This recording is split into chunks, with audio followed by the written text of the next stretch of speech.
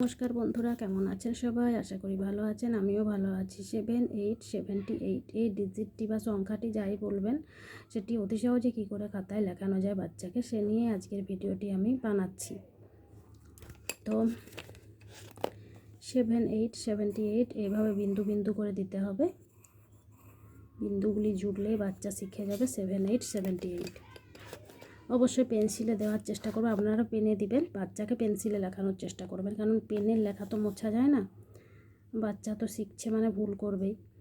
SE স্পেলিংটি লিখে নিতে হবে, VENTY 70, EIGHT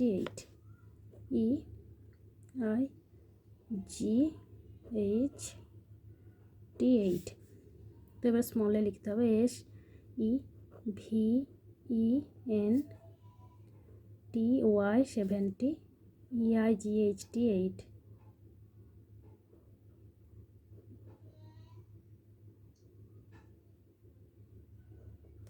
যদি ভিডিওটি ভালো লাগে অবশ্যই একটা লাইক দেখাবেন।